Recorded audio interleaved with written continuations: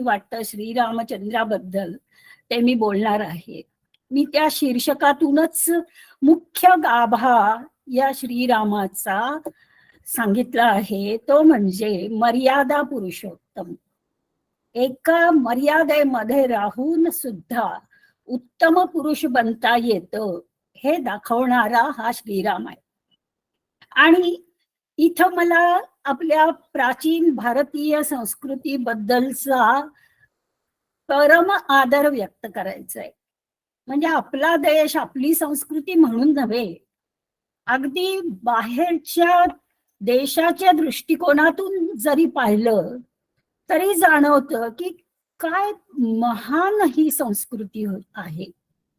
केवढं प्रचंड धन या संस्कृतीनं साठवलं आणि जगालाही वाटलं. या संस्कृतीच्या अभिमान बिंदूंचा एक भाग म्हणजे आपली ही श्रद्धेय दैवत. आता दैवत सर्वत्रच असतात, आदिवासींच्या जमातीपासून ते अगदी सुसंस्कृत किंवा म्हणजे सिव्हिलाइज्ड अशा सर्व संस्कृतींच्या मध्ये दैवत असतात. आणि मला अभिमान वाटतो की आपली ही जी दैवत आहेत ही श्रद्धेय तर आहेतच, पण मानवी जीवनाला आदर्श वाटावा अशा प्रकारची ही दैवत आहेत. आणि त्यामधली प्रमुख म्हणजे श्रीराम, श्रीकृष्ण आणि श्री शिव. आपल्याला एका वाक्यात असं म्हणता येईल की ही तीन व्यक्तिमत्व म्हणजे भारतीयांना पडलेली परिपूर्णतेची जणू काही स्वप्न आहेत. आता ते कसं आहे ते आपण पाहू शकतो. हे जे मानबिंदू आहेत तिघ, हे मानवी जीवनाला आदर्श मूल्य अशा प्रकारे देणारे आहेत. त्यांची जीवन, आता त्यांची जीवन ही एका साच्यातली नाहीत. म्हणजे अमुक अमुक अ पासून ब पर्यंत किंवा ड पर्यंत त्यांचं असं असं जीवन असं आपल्याला म्हणता येत नाही, कारण त्याच्या जीवनकथांच्या मध्ये अनेक कथा मिसळलेल्या आहेत. त्या त्या ठिकाणच्या लोकांनी आपल्या युगधर्माप्रमाणे मिसळले आणि तरी सुद्धा आपल्याला एक निखळ असं जीवनचित्र रेखाटता येतं आणि ते मानवी जीवनाला आदर्श वाटावं असे. आता काळाच्या बाबतीत पाहायचं तर श्रीराम हा त्रेतायुगातला असं म्हणता येईल. भारतीयांनी जी काही युगांची विभागणी केली आहे त्यानुसार श्रीकृष्ण हा द्वापर युगातला. आणि श्री शिवाबद्दल असं कुठलंही युग सांगता येत नाही, तो जणू काही युगातीत आहे. आणि या तिघांची जीवन कार्य त्यांच्यामध्ये काही साम्य आहेत आणि काही फरक आहेत. एक म्हणजे श्रीराम आणि श्रीकृष्ण या दोघांनी राज्य प्रजा यांचं रक्षण हा वसा घेतलेला होता आणि त्यामुळं विनाशाय दुष्कृताम हे त्यांचं ब्रीद होतं आणि साधूनाम परित्राण, चांगल्याचं आणि चांगल्यांचं रक्षण करणं हे त्यांचं ब्रीद होतं. आणि त्यांच्या वाटेत येणाऱ्या इव्हिल, वाईट, दुष्ट अशा बुद्धीच्या लोकांचा नाश करणं हे त्यांनी आपल्या जीवनामध्ये केलं.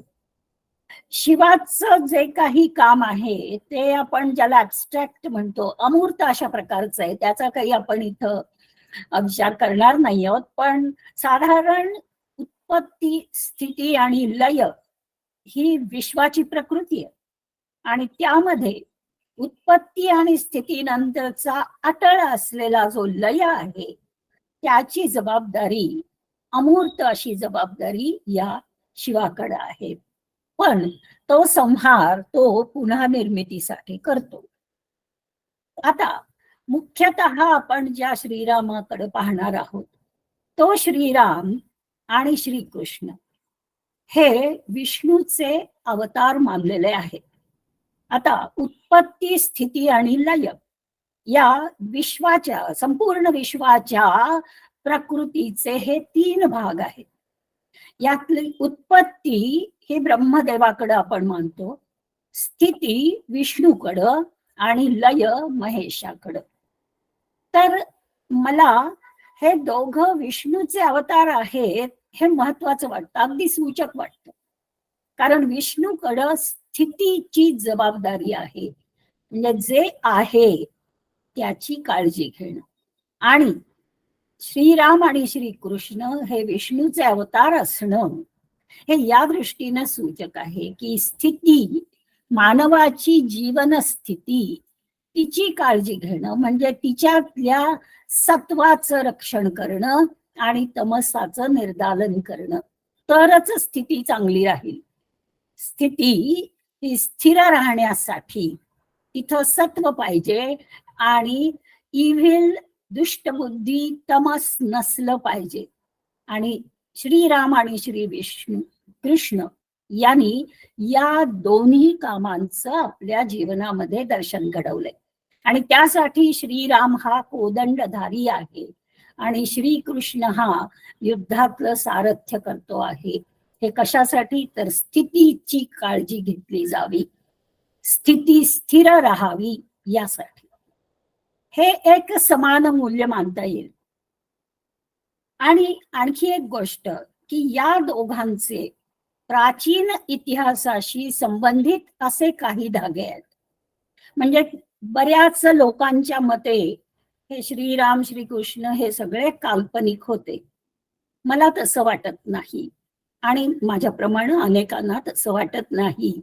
कारण प्राचीन इतिहास म्हणजे इतिहासपूर्व हा जो इतिहास आहे, पुराण काळ, यामध्ये आपल्याला त्यांच्या तारखा, दिनांक शोधता येतात. हे या दोघांच्या बाबतीत आहे. आणि भिन्न युगधर्म, त्यांच्या त्यांच्या युगाचा जो धर्म असेल त्यानुसार त्यांची कर्तृत्व घडलेली आहे.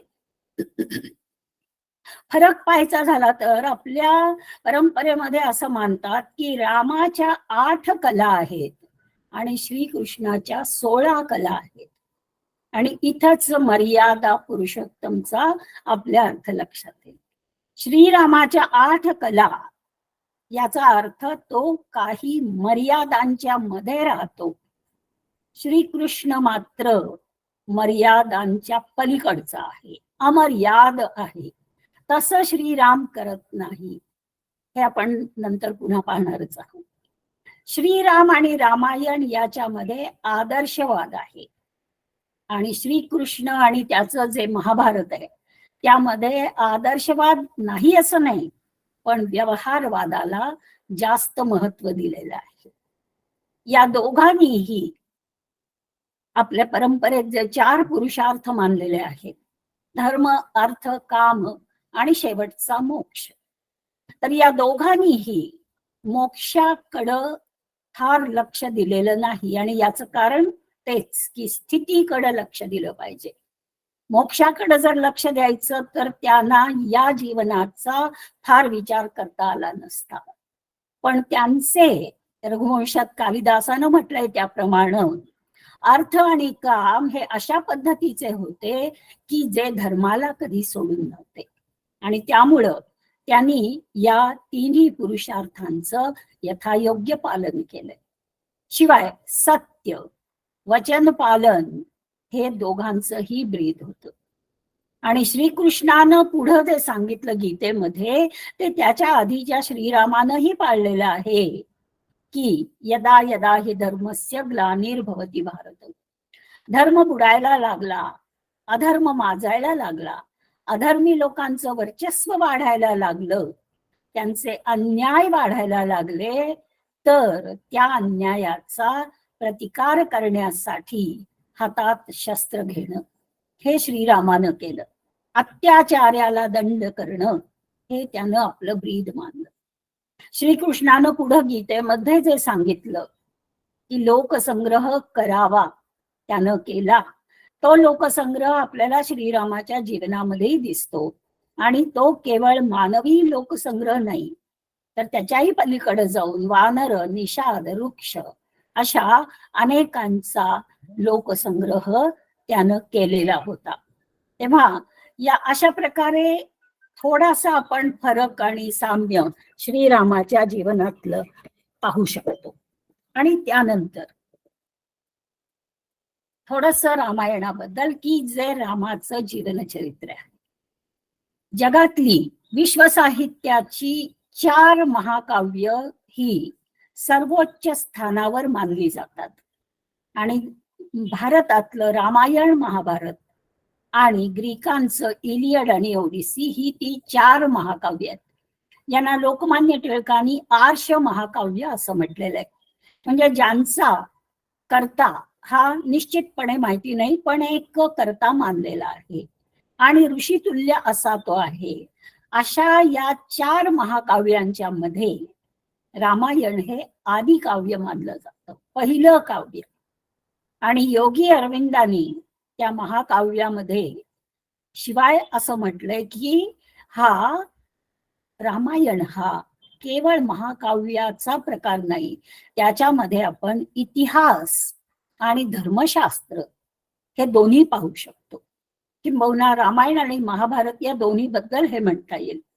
आणि म्हणूनच इतिहास त्यामध्ये आहे. हे काल्पनिक व्यक्तिमत्व नाही.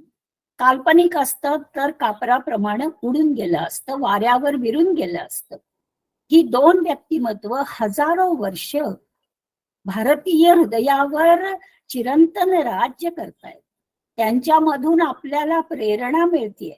आणि भारतवर्षामध्ये ठायी ठायी त्यांच्या पूर्वीच्या अस्तित्वाच्या खुणा आज सुद्धा आपल्याला दिसत आहेत. हे काल्पनिक कथांच्या बाबतीत शक्य नसतं. या व्यक्ती जर होऊन गेल्या नसत्या तर भारताचा इतिहास, पूर्व इतिहास, पुराण काळ आणि इतिहास सुद्धा गेल्या 2000-2500 वर्षांचा हा असा झाला नसता. ही 2 व्यक्तिमत्व नसती तर ते इतिहासाचं स्वरूप बदललं असतं. असं हे रामायण. याचा पहिला तू शेअर केलेला नाही ना, स्क्रीन शेअर केलेला नाहीयेस तू आज. ओ बरोबर, मग पाठीमागं जावं लागेल का मला? नाही नाही, असू देत आता जिथं पर्यंत तिथून, कारण स्क्रीन शेअर नाही केलेलं असं. मग दिसत नाहीयेत का? नाही नाही. थांब, मग करते मी परत. हो, नाही दिसतोय. दिसतोय का? हो दिसतोय, आम्हाला दिसतोय. नाही दिसत आहे. आम्हाला सुप्रिया ताई दिसत आहेत. ओके ओके दिसतात मॅडम. हा, आता दिसतोय. शेअर कर. आता दिसतोय. आता दिसलं. हो, सुरुवातीपासून आपापले सगळे ऑडिओ बंद करा बाकीच्यांनी. हा, तर ही पहिली स्लाइड दाखवली होती मी. येस, यादा पुरुषोत्तम. आणि ही भारतीय संस्कृतीला असंच इंद्रधनुष्यच म्हणावं लागेल. आणि ही 3 व्यक्तिमत्व 3 युगामधली आणि त्यांची ही कार्य. ही मध्यभागी हा जो विष्णू याचे हे 2 अवतार आहेत असं मानलेलं आहे, हे आपण पाहिलं.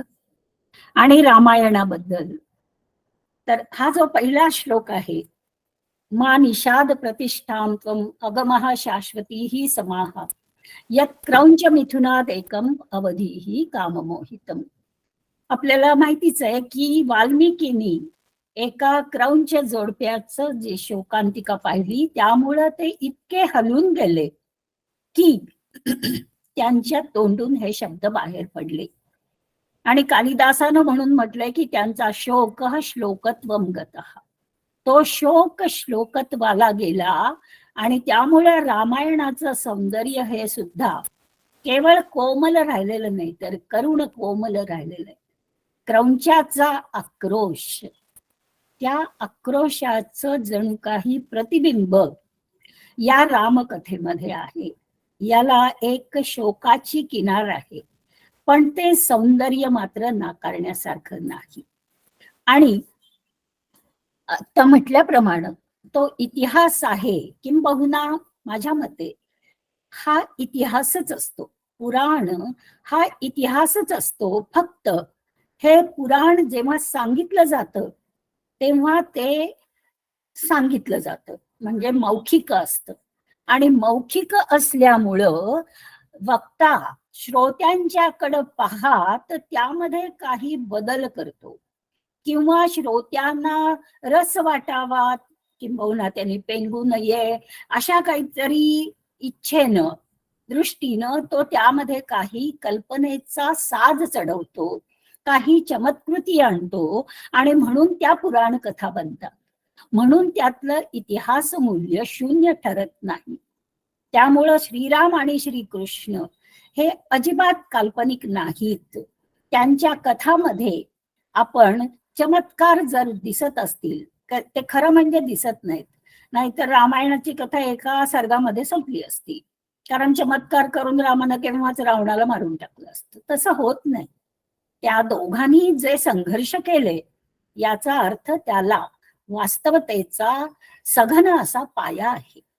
आणि शिवाय लोकमान्य टिळकांच्या सारख्या प्रज्ञावंत गणिती अशा अभ्यासकांनी या दोन्ही महाकाव्यांचा अभ्यास करताना त्यातले ग्रह तारे ग्रहण वगैरेंच्या स्थितींचा अभ्यास केला आणि आपली ऍस्ट्रॉनॉमी खगोलशास्त्र वराहमिहिर आर्यभट्ट वगैरेंच्या मुळे प्रचंड विकसित झालेलं होतं. आणि त्यामुळं ते आजच्या ग्रेगोरियन कॅलेंडर मधल्या तारखामध्ये या तारखा बसवू शकले. आणि त्यानुसार 4 डिसेंबर 5076 ही तारीख रावणाच्या वधाची आणि त्यानंतर त्याचं अयोध्येत आगमन जानेवारी 5075 असं मानलं जातं.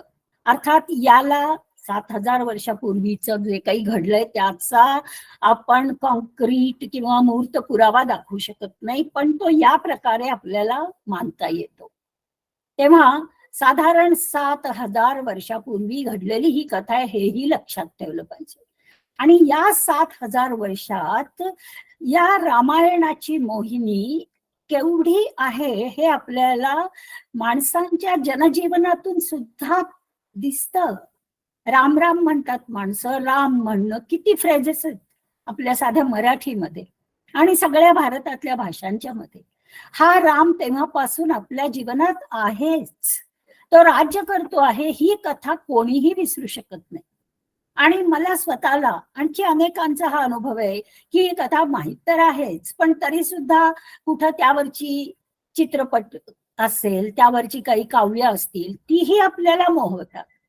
म्हणजे रामायण आपण वाचलं तर ते आवडतं, गीत रामायण सुद्धा आवडतं, शिवाय आणखी त्याच्यावरचे चित्रपट आवडतात. एवढं हे गारुड मोहिनी या रामायणाची आपल्या मनावर आहे.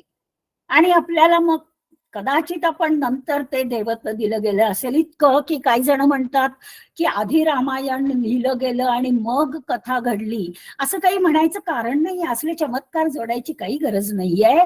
जरी श्रीरामाच्या घडून गेल्यानंतर ते लिहिलं गेलं असलं तरी ते तितकंच सौंदर्यपूर्ण आहे. हा जो प्रभाव आहे या रामायणाचा तो संपूर्ण भारतीय साहित्यावर आहे, संपूर्ण. किंबहुना त्यातल्या कथाबीजातून भारतातल्या सर्व भाषांमधल्या प्रादेशिक साहित्याला समृद्धी मिळालेली आहे. म्हणजे इंग्रजी मधलं जर एक फ्रेज वापरायची झाली तर slices from the banquet of Valmiki and Vyas. या दोघांच्या कथाबीजातलं साहित्य बाजूला केलं तर फार थोडं साहित्य उरेल, कारण या सर्वांमध्ये या रामायण महाभारतांच्या कथांच्या प्रतिमा आपल्याला दिसून येतात. आणि मग लोकांनी आपल्या प्रतिभा पण वापरल्या आणि त्यामुळं 300 रामायण आहेत असंही म्हटलं जातं. आणि ते जर सामान्य लोकांनी समजा काही लिहिलं असेल, पण कालिदास भवभूती यांच्यासारख्या प्रतिभावंतांनी रामायणाची कथा लिहिली वेगवेगळ्या प्रकारे, नाटकाच्या रूपात, महाकाव्याच्या रूपात. तुलसीदासाचं रामचरितमानस प्रचंड लोकप्रिय आहे. रवींद्रनाथ ठाकूरांच्या सारखा कविराज, कवी कुलगुरू, योगी अरविंदांच्या सारखे महायोगी, इतक्या सगळ्यांना या रामायणाची मोहिनी पडली आणि त्यांनी त्यावर लिहिलेलं आहे. आपल्या मराठीमध्ये सुद्धा त्यावर कथा, कादंबऱ्या, गीत रामायण, नाटकं हे सर्व चालूच असतं अजून सुद्धा. हे झालं भारतीयांच्या वरच्या प्रभावाचं. पण केवळ भारतापुरता हा आध्यात्मिक प्रवाह सीमित राहिलेला नाही. हे चिरंतन आकर्षणाचा विषय, आणि त्यामध्ये आस्तिक असो नास्तिक असो, एखाद्याला रामाच्या देवळात जावं असं वाटतही नसेल, पण रामकथा मात्र तो नाकारू शकत नाही. विद्वान आणि निरक्षर आपापल्या परीनं रामकथेवर प्रेम करतात, आणि धार्मिक निधर्मी म्हणजेच आस्तिक नास्तिक काही असो, हे आकर्षण तुम्ही टाळू शकत नाही. इतकं ते आपल्या रक्तामध्ये आहे असं म्हणायला पाहिजे. किंबहुना कार्ल युंग म्हणाला असता की हा कलेक्टिव्ह कॉन्शियस आहे, की हे हजारो वर्ष आपल्यामध्ये मुरलेलं आहे या समाजामध्ये. आणि केवळ भारतीय नव्हे तर आपल्या आसपासचे हे जे देश आहेत, पाकिस्तान सुद्धा समाविष्ट. म्हणजे एरवी पाकिस्तान काही असो, पण रामायण महाभारत टीव्हीवर लागल्यावर पाकिस्तानात सुद्धा ते पाहिलं जातं. आणि तिबेट, दक्षिण आशियाई देश सगळे, Malaysia, Thailand, Cambodia, Laos, Philippines, Maldives, या सगळ्या ठिकाणी रामायणाची कथा हा त्यांच्या साहित्याचाच नव्हे तर संस्कृतीचा एक भाग आहे. त्यांच्या भाषेत मग ते रामचा लाम होतो किंवा काही होतं. तर इंडोनेशिया सारखा देश बहुसंख्यांची मुस्लिम संस्कृती आहे, पण रामायण हा त्यांच्या संस्कृतीचा भाग आहे. इथं कातडी बाहुल्यांच्या खेळामधून सुद्धा रामायण कथा सांगितली जाते. आता एक काही प्रकारचे आक्षेपातला आहे की हे राम आणि रावण युद्ध म्हणजे आर्य आणि अनार्य युद्ध यांच्यामधलं युद्ध होतं, असं काहीतरी रंग काळा देण्याचा प्रयत्न काही जण करतात, पण मला पटत नाही ते. आणि याचा हा आक्षेप खोडायचं काम फारच पूर्वी स्वामी विवेकानंदांनी केलेलं आहे. ज्यांना त्यामध्ये अधिक रस असेल त्यांनी 10 खंडांची जी ग्रंथावली आहे त्या पहिल्या खंडामध्ये पृष्ठ 287-288 वर विवेकानंदांनी हे जे काही खुळेपणाचा त्यांनीच म्हटलंय आक्षेप आहे तो खोडून काढलेला आहे. ज्यांना रस असेल किंवा संशोधन करायचं असेल तर अशा प्रकारे आपल्याला उपलब्ध आहे की नेपाळमधली रामायण, त्याचं नाव काय आहे, कंबोडिया, तिबेट, पूर्व तुर्किस्तान, या सर्वांची रामायणं आहेत. आणि त्यांच्यामध्ये थोडेफार इकडं तिकडं फरक केलेले असतील, त्यांनी नावामध्ये काही फरक केलेले असतील, पण मुख्यतः कथेचा गाभा त्यांनी तसाच अक्षुण्ण ठेवलेला आहे. आणि या सगळ्या रामायणांच्यावर त्या लोकांचं प्रेम आहे. थायलंडचं रामायण, त्यांच्यामध्ये ही चित्र सुद्धा काढलेली आहेत रामकथांच्यावर. किंवा थायलंडमध्ये अयुथया म्हणजे अयोध्याशी साम्य दाखवणारं असं एक नगर आहे. तिथं मंदिरं आहेत. युनेस्कोनं त्याच्या प्राचीनतेला मान्यता देऊन हेरिटेज दर्जा दिलेला आहे. आणि उद्याच्या कार्यक्रमासाठी थायलंडनं भारताकडं अनेक गोष्टी पाठवलेल्या आहेत, आपण वाचलंच असेल वर्तमानपत्रामध्ये. तिथल्या नद्यांचं पाणी, माती वगैरे ह्या सगळ्या देणग्या थायलंडनं अगत्यपूर्वक पाठवलेल्या आहेत. व्हिएटनाम, बालीमध्ये तर जर आपण गेला असाल तर तिथं ते नृत्य करतात, रामाच्या कथेचं नृत्य नाट्य आहे तिथं. व्हिएटनाम मध्येही तेच आहे. तर हे असं चालू असताना मी शेजारच्या व्हिएटनामी व्यक्तीला म्हटलं की हे कसं कसं काय, ते म्हणले संगीत हा पूजेचा एक मार्ग आहे, आमचा रामपूजेचा संगीत हा एक मार्ग आहे. एवढं ते तिथं लोकप्रिय आहे. कंबोडियामध्ये तर आपल्याला हिंदू संस्कृतीचा आणि हिंदू धर्माचे कितीतरी अवशेष सापडतात हे माहितीच आहे. विष्णूचं जगातलं सर्वात मोठं मंदिर भारतात नाहीये, ते कंबोडियामध्ये अंकोर वाटला आहे. आणि त्या मंदिराच्या भिंतींच्यावर ही अशा प्रकारची शिल्प आणि भित्तिचित्र अनेक प्रकारे कित्येक देवळामधून आपल्याला सापडतात. आणि त्यांनी ते अवशेष निगुतीनं जपून ठेवलेले आहेत. कंबोडियामध्ये तर एक हनुमान नृत्य सुद्धा आपल्याला पाहायला मिळतं. रामकथा जशीच्या तशी जिवंत ठेवली आहे त्यांनी. नेपाळचं बोधवाक्य हे आहे, जननी जन्मभूमीश्च स्वर्गादपि गरीयसी, जे रामायणातलं वाक्य. अपि स्वर्णमयी लंका नमे लक्ष्मण रोचते, जननी जन्मभूमीश्च स्वर्गादपि गरीयसी. हे वाक्य नेपाळनं आपलं बोधवाक्य म्हणून घेतलेलं आहे.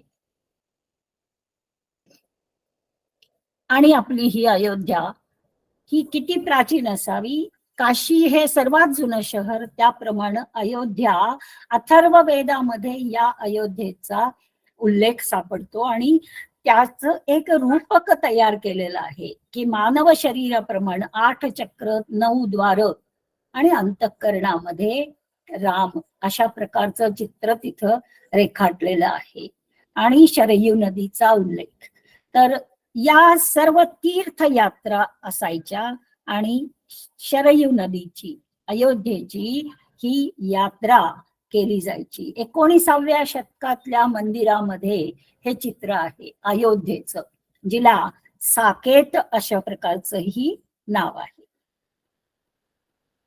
आणि रामकथेवर, कृष्णाच्या कथेवर तर अपरिमित अशा प्रकारच्या कलाकृती आहेत, चित्रशिल्प वगैरे. तशा रामकथेवरही आहेत. ही एक सुंदर अशा प्रकारची कलाकृती मला दाखवावीशी. आणि आता मुख्य भाग आपल्या आजच्या विचाराचा की हा श्रीराम याचं व्यक्तिमत्व.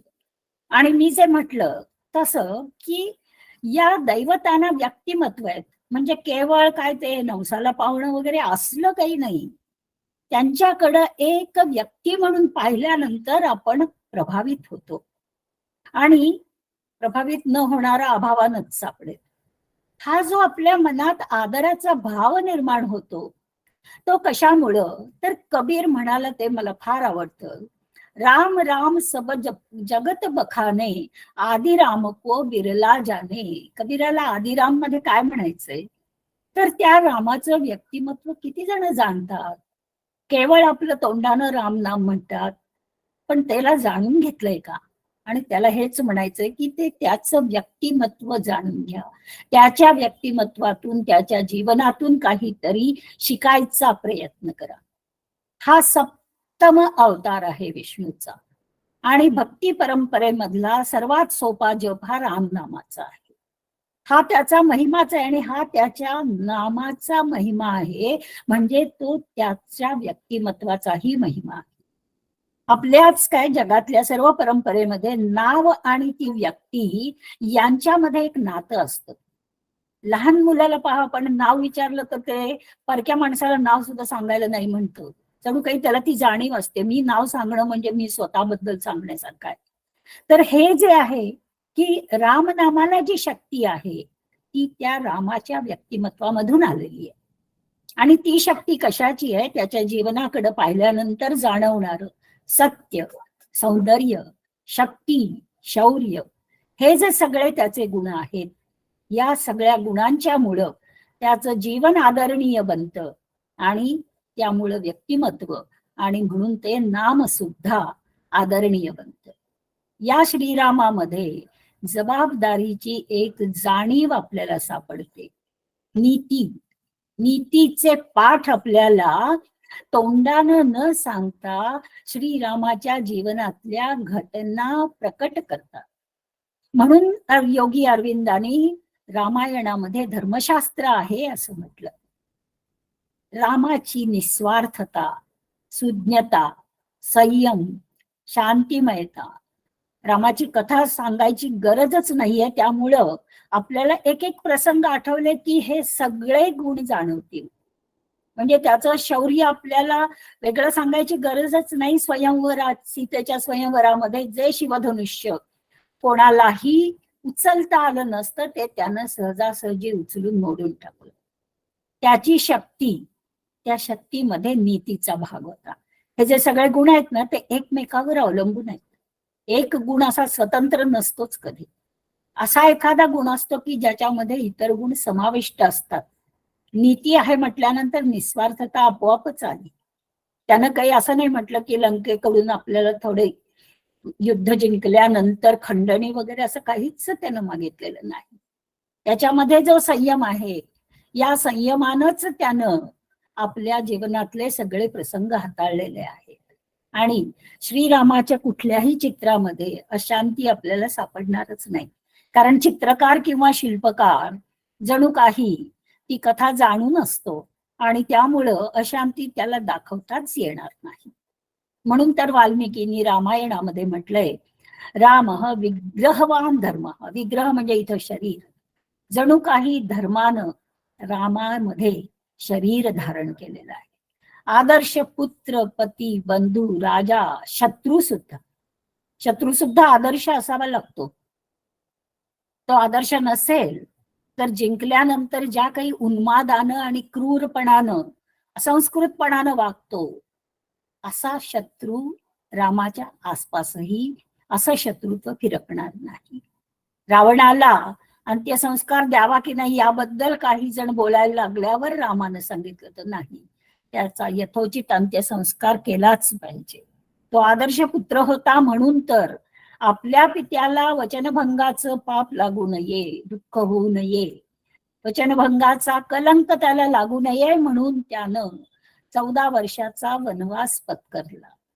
लक्षात घ्यायचं, समोर राजसिंहासन ठेवलेलं, सगळी प्रजा त्याच्या एका शब्दावर म्हणाली असती की रामा नको ऐकू तू पित्याचं, काय बिघडलं, आणि तरी हात वरचे हे जे गुण आहेत सगळे, निस्वार्थता, सुज्ञता, संयम आणि शांतिमयता, या 4 गुणांचा संयोग घडून श्रीरामानं वनवास पत्करला.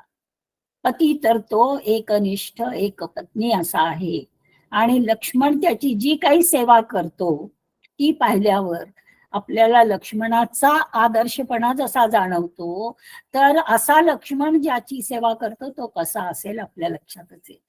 आणि राजा म्हणून त्यानं जे काही केलं ते तर आजच्या लोकशाहीतल्या लोकांना कदाचित समजणारही नाही.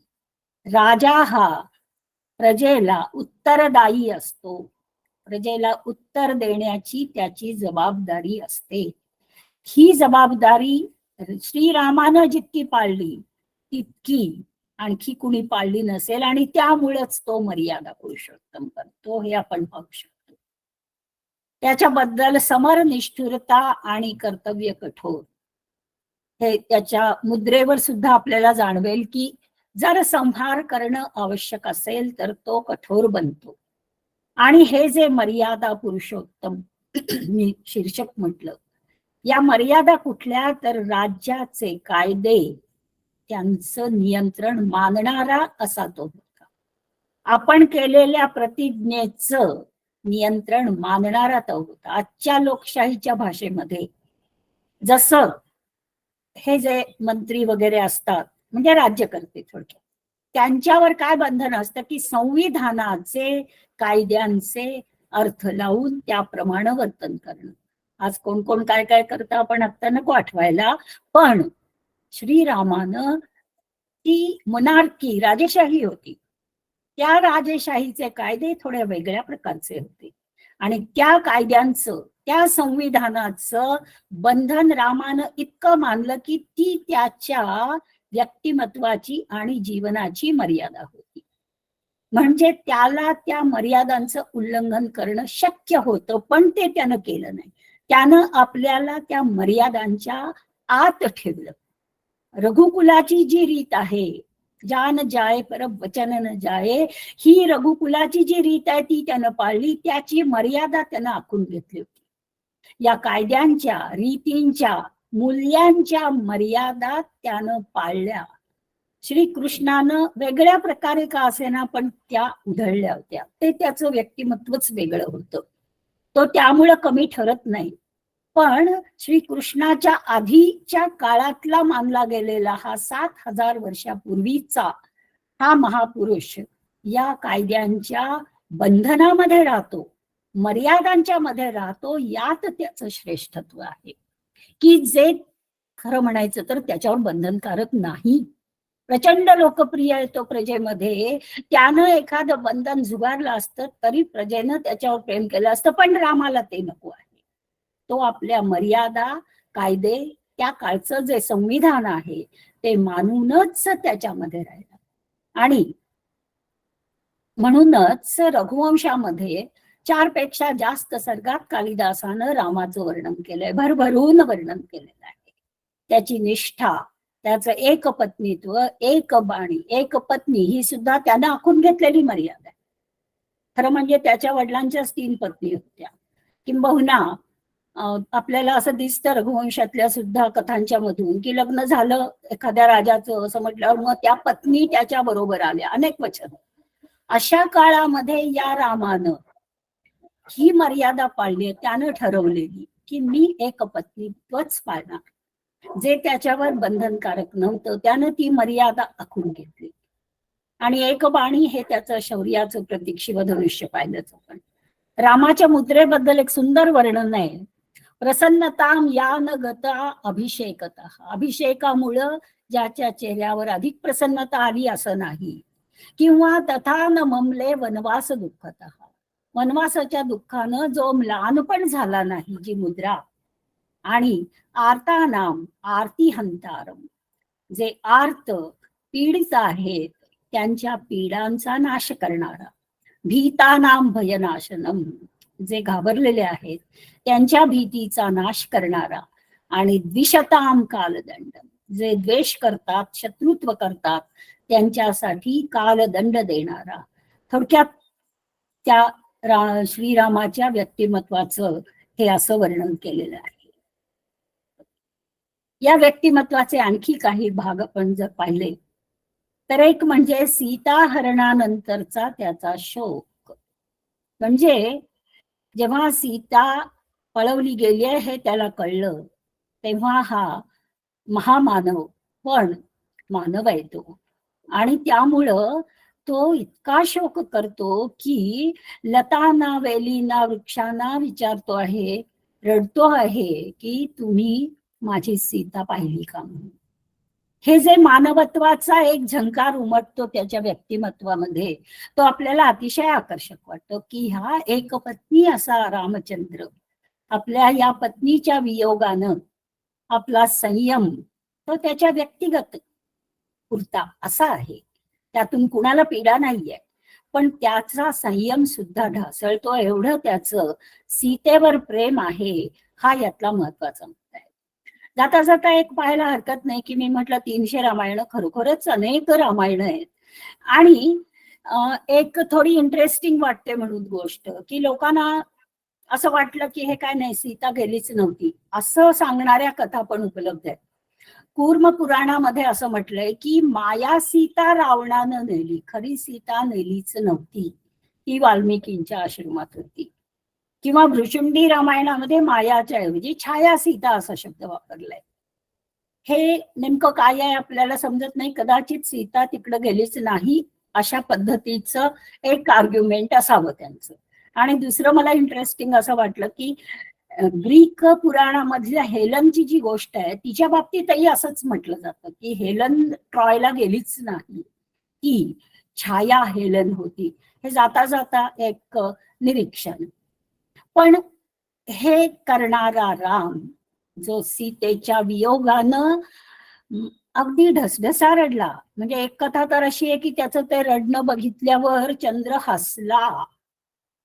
आणि एवढा जो शोक करतो तो राम जो राज्य त्याग सहज करू शकला त्यानं तितक्या सहजपणे नाही पण सीतेचा त्याग केला. आणि आपल्याला अनेकांचं असं आर्ग्युमेंट प्रतिपादन ऐकायला मिळतं की बघा या श्रीरामानं सीतेचा त्याग केला. हे आज म्हणजे आपण म्हणतो की हे स्त्रीवादाच्या दृष्टीनं हे जे मनी आहे आणि स्त्रीला आहे तुच्छ लेखणं आहे वगैरे. पण इथं मला पंडित नेहरूंनी इंदिरेला म्हणू आपण, छोटी होती ती विद्यार्थिनी होती तेव्हा नेहरूंनी जे पत्र लिहिलं होतं त्या पत्रामध्ये म्हटलं होतं इतिहास कसा वाचावा.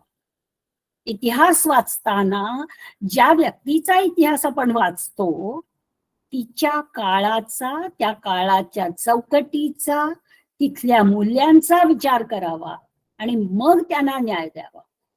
अदरवाईज काय होतं की मग रामाला कम्प्युटर कुठे माहिती होता, संगणक कुठे माहिती, असलं काहीतरी वेड्यासारखं मग बोलता येईल आपल्याला.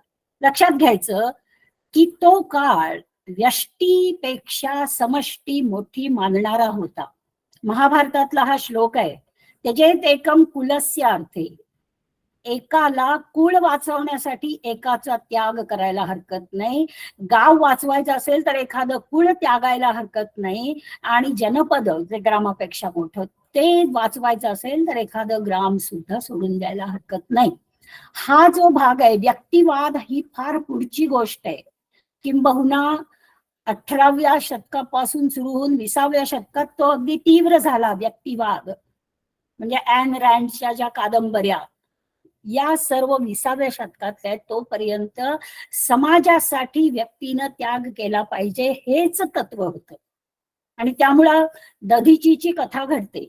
दधीची ऋषीकडं देव गेले आणि म्हणाले, त्या वज्र तयार करण्यासाठी, तारकासुराला वृत्रासुराला मारण्यासाठी वज्र बनवायचंय, तर ते वज्र करण्यासाठी तुझी हाडं उपयोगी पडणार आहेत, तर तू स्वतःला जर जाळून घेतलंस तर ती हाडं आम्ही वापरू.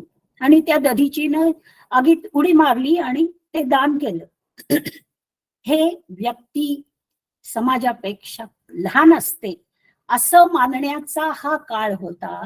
आणि त्यामुळं रामानं व्यक्तीला महत्व न देता समाजाला महत्व दिलं. माझी जबाबदारी प्रजेप्रती आहे, माझ्या पत्नीप्रती तितकी नाही. आणि दुसरं मला असं म्हणावंसं वाटतं, राजा कालस्य कारणम असं म्हणणारा तो काळ होता. म्हणजे ही लोकशाही नव्हती की काही जण म्हणतात की रामानं खरं म्हणजे प्रजेचं कशाला ऐकायचं, सीतेबरोबर त्यानं वनात जायला हवं, तर राज्याचा तसा त्याग करायला होता. रामाला राज्याचा त्याग करणं अवघड नव्हतं, त्यानं 14 वर्षासाठी केला होता पूर्वी. मग आता का नाही केला? आता का नाही केला याचं कारण राजेशाहीच्या मूल्यामध्ये आहे. राज्यकर्ता आज 5 वर्षाचा असतो, नंतर निवडून आला तर तो पुन्हा राज्यकर्ता होतो. राजेशाहीमध्ये, मोनार्कीमध्ये राजा जन्मभराचा असतो. आणि त्यामुळं राजावरची जबाबदारी प्रजेसाठी जी आहे ती अशी कुठं 5 वर्षाच्या जहागिरीची नाहीये, ती जन्मभराची आहे. त्यासाठी त्याच्या बालपणापासून तसे संस्कार केले जात असतात. आणि हे जगभर होतं. म्हणूनच इंग्लंडमध्ये 8व्या एडवर्डला जेव्हा वॉलिस सिम्पसन या बाईशी लग्न करायचं होतं, तेव्हा पार्लमेंटनं, जे लोकशाहीचं प्रतीक आहे, त्या पार्लमेंटनं आणि इंग्लंडचं पार्लमेंट की जिथं लोकशाहीचा पाळणा हल्ला म्हणतात, त्या पार्लमेंटनं एडवर्डला पर्याय दिले, एक तर त्या स्त्रीशी लग्न करायचं नाही, आणि करायचं असेल तर सिंहासन सोडायचं, कारण Caesar's wife must be above suspicion. हे सूत्र जर 20व्या शतकातलं इंग्लंड सांगतं, तर 7000 वर्षापूर्वीच्या रामाच्या काळाची चौकट आपण समजू शकलं पाहिजे. सीतेचा त्याग हा त्याच्या दृष्टीनं त्याच्या जीवनाचा, शरीराचा एक लचका तोडण्यासारखं होतं. रामायणामधले त्याच्या ह्या ओळी आहेत, एषा ते राम वैदेही पापमस्याम न विद्यते, हे अग्नीनं त्याला सांगितलेलं आहे. आणि 45व्या सर्गामध्ये त्यानं म्हटलेलं आहे, अंतरात्माच मे वेती सीताम शुद्धाम यशस्विनीम. ती किती शुद्ध आहे हे मला माहिती आहे, आणि तरी मला हा त्याग प्रजेसाठी करावा लागतो आहे, असं म्हणणारा हा श्रीराम आहे. त्यामुळं आपण त्याच्यावर स्त्रीला तुच्छ मानण्याचा आरोप करू शकत नाही. आणि असं त्यानं काही वाऱ्यावर सोडलेलं नाहीये सीतेला. इथंच पुढे म्हटलेलं आहे, वाल्मिकींचा दिव्य संकाश असा जो आश्रम आहे, तिथं हे लक्ष्मणा तू सीतेला घेऊन जा. तेव्हा हा सर्व विचार मला वाटतं सीता त्यागाच्या बाबतीत आपण करायला पाहिजे. जाता जाता मला असंही म्हणावंसं वाटतं की ज्यांना खूप अभ्यास करायचा आहे, कारण PhDचे विद्यार्थी जेव्हा आपल्याकडे येतात तेव्हा मॅडम विषय सांगा म्हणतात, म्हणजे त्यांनी विषय ठरवलेला नसतो.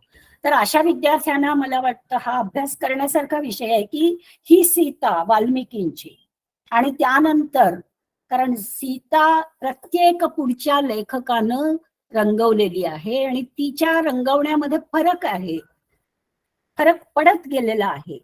तर हे जे सीतेचं साहित्यात बदलत गेलेलं रूप आहे, तो अतिशय मोठ्या अभ्यासाचा विषय होईल.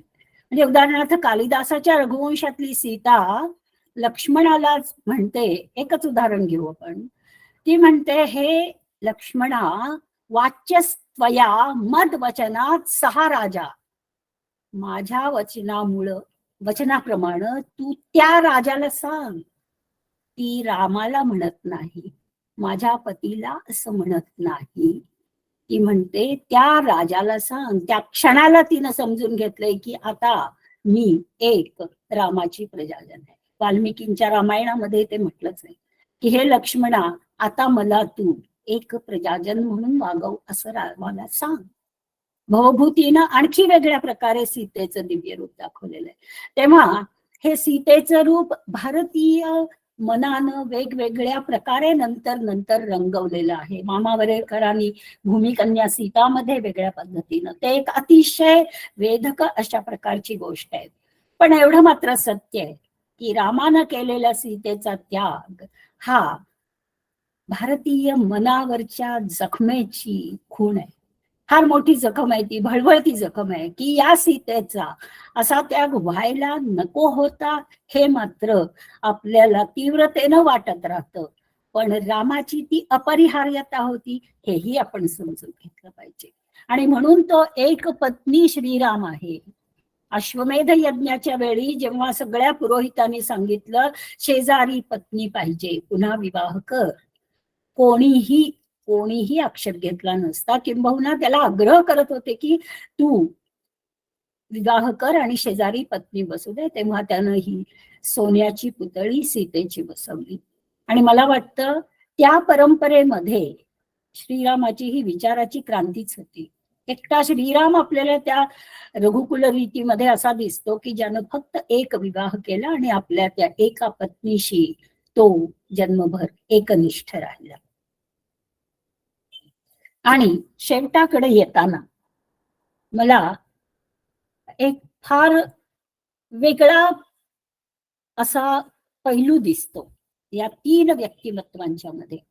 काय आहे की आपल्या भारतवर्षाबद्दल बऱ्याच जणांचं असं म्हणणं असतं की हा देश कधी एक असा नव्हताच. वेगवेगळी जनपदं होती, ती आपापसात लढायची. जसं ग्रीकांची ती जनपदं होती ती जशी लढायची तसंच इथं पण ते अथेन्स, स्पार्टा वगैरे सगळे लढायचे, तसे इथे लढायचे. हा देश कधी एक असा नव्हताच. आणि जेव्हा आपण या तीन व्यक्तिमत्वांच्याकडे पाहतो तेव्हा जाणवतं की नाही, या भारतीयांच्या मध्ये हे एक धार्मिक सांस्कृतिक अशा प्रकारचं एकत्व पहिल्यापासून राहिलेलं आहे. आणि या श्रीरामाच्या काळापासून आहे. या श्रीरामानं, श्रीकृष्णानं आणि शिवानं आंतरिक एकता आपल्या या भारतवर्षाला प्रदान केलेली आहे. आणि हे आपल्याला अनेक पैलूंच्या मध्ये पाहता येतच. म्हणजे सगळीकडची जी शिल्पशैली आहे, डॉक्टर राम मनोहर लोहिया हे प्रचंड श्रेष्ठ असे अभ्यासक होते. त्यांनी शिल्पशैलींचाही अभ्यास केलाय. ते म्हणतात की संपूर्ण भारतातली शिल्पशैली एक समान आहे. याचं कारण हे शिल्पकार सर्वत्र संचार करत होते. आपल्या लिप्यांच्या मध्ये साम्य आहे. लोककथा थोड्याफार फरकानं सगळ्या राज्यातल्या लोककथा एकसारख्याच आहेत. आणि लोहिया म्हणतात रामायणानं उत्तर आणि दक्षिण दिशा सांधली. श्रीरामाचं हे जे अयन आहे, हा जो त्याचा प्रवास आहे, तो आपण पाहिला की लक्षात येतं. The root of the Ramayana.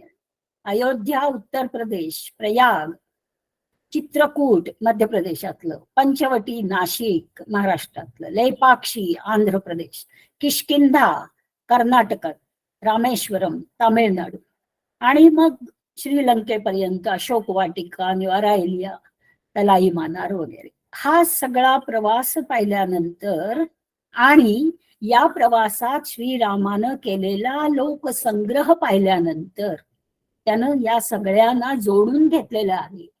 हे जोडून घेणं म्हणजेच भारताचं उत्तर आणि दक्षिण सांधण्यासारखंच नाही का? आणि महाभारतानं म्हणजे श्रीकृष्णानं पूर्व आणि पश्चिम सांधली असं लोहिया म्हणतात. की द्वारका, मथुरा आणि जगन्नाथपुरी अशा संपूर्ण भागामध्ये हा श्रीकृष्ण आणि तो हे सर्व सांगतो. उत्तर, दक्षिण, पूर्व, पश्चिम हे सगळं भारताचं हे जे ऐक्य आहे हे धार्मिक आणि सांस्कृतिक आहे आणि ते अजूनही परमेश्वरी कृपेनं टिकून आहे. अन्यथा डायव्हर्सिटी भारताची जी आहे तिला तोडच नाहीये जगामध्ये. आपल्याला अगदी साधं हवामान, पोशाख आणि भाषा पाहिल्यावर इतक्या भाषा असलेला देशच नाही जगामध्ये. असं असताना तो स्टालिन म्हणाला होता, रशियाचा स्टालिन, जेव्हा भारताला स्वातंत्र्य मिळालं 1947 मध्ये, तेव्हा त्यानं काळजी व्यक्त केली होती इथं इतकी डायव्हर्सिटी आहे, वैविध्य आहे की हा देश काही एकत्र राहणं शक्य नाही, याचं बाल्कनायझेशन होईल. पण त्या स्टालिनच्या रशियाचं 1997 मध्ये विघटन झालेलं होतं ऑलरेडी आणि भारत मात्र 1997 मध्ये एक अखंड एकत्व असलेला भारत स्वातंत्र्याचा सुवर्ण महोत्सव साजरा करतो. म्हणजे राज्य आपापसात भांडत नाहीत असं नाही, जे पाण्यावरनं भांडतात, कशावरनं भांडतात माहितीये आपल्याला, आणि तरी ती एकत्र राहतात. ही एकत्रता, हे ऐक्य कसं साधलं गेलंय, तर मला असं वाटतं याचं श्रेय या 3 व्यक्तिमत्वांना आपण द्यायला पाहिजे. लोहियांच्या प्रमाणे डायना एल्क नावाची जी लेखिका, तिनं भारताबद्दल असं म्हटलंय, इंडिया ए सेक्रेड जिओग्राफी, असंच तिनं नाव दिलंय की ही पवित्र भूगोलाची भूमी आहे. आणि हे पावित्र्य अर्थातच या धार्मिक, सांस्कृतिक अशा प्रकारच्या व्यक्तिमत्वांचं आहे. या लिंकवर गेल्यावर आपल्याला तिचा तो निबंध पाहता येईल पुस्तकातला घेतलेला. तर हे अशा प्रकारचं एकत्व. आणि थोडक्यात जर पाहायचं झालं तर श्रीकृष्णाची स्थानं अशी संपूर्ण भारतभर आहे. आपल्याकडच्या कलावंतांनी स्थलांतर केल्यामुळं ती शिल्प त्या त्या ठिकाणी एक साधारण एका शैलीतली आहे. ज्योतिर्लिंग ही जी 12 आहेत त्यांची स्थानं पहा म्हणजे सगळा भारत त्यांनी व्यापलेला आहे. शिवाय आपल्या या ज्या तीर्थयात्रा असतात, या तीर्थयात्रिकांनी शिवाय या भारताला एकसंध राखलेलं आहे. म्हणजे काशीची यात्रा कधी पूर्ण होते, जर काशीच्या गंगेचा गडू आणून रामेश्वराच्या शिवलिंगावर त्याचा अभिषेक केला आणि रामेश्वरातल्या 3 समुद्राच्या संगमातल्या पाण्याचा गडू जर विश्वेश्वरावर काशीच्या अभिषेकाला दिला तर यात्रा पूर्ण होते. याचा अर्थच काशी आणि रामेश्वर सांगलं गेलंय. तर अशा प्रकारे या 3 व्यक्तिमत्वांनी हा संपूर्ण भारत एक ठेवलेला आहे. आणि आज श्रीरामाचा जो उत्सव प्रत्येक भारतीयाच्या हृदयामध्ये चालू आहे, त्यासाठी कंपल्शन करावं लागत नाहीये. प्रत्येकाला आनंद झालेला आहे. प्रत्येकाला असं वाटतंय की हा श्रीराम आपला आहे. हे जे आहे हे सुद्धा संपूर्ण भारताचं एकत्वच नाहीये का. आणि अशा या एकत्वाचा करता श्रीराम, त्यामुळं त्याला केवळ देव म्हणून नव्हे तर एक महामानव, एक महाश्रेष्ठ व्यक्तिमत्व असं म्हणून आपण प्रणाम करतो. म्हणजे केवळ देव म्हणून नव्हे तर मानव म्हणून तो आपल्याला आदर्श ठरतो. याच्यापासून आपल्याला मूल्य मिळतात. जीवनातल्या संकटामध्ये यानं कशी ती संकट सहन केली हे पाहून आपल्याला काही थोडंसं तरी मार्गदर्शन मिळतं. याच्याप्रमाणे आपल्याला स्वातंत्र्य करता यावा अशी एक इच्छा लहानपणापासून आपल्याला शिकायला मिळते. असं सगळं देणारा, भरभरून देणारा हा जो श्रीराम आहे, या श्रीरामाच्या व्यक्तिमत्वाच्या प्रकाशात आपली सर्वांची जीवन उजळावीत अशी प्रार्थना मी करते. आणि अशी प्रार्थना सफल होणं हेही पुन्हा त्या श्रीरामानं आपल्याला द्यावं असं वरदान आहे. आणि इथं मी थांबते. आपण सर्व हे ऐकल्याबद्दल मनःपूर्वक धन्यवाद.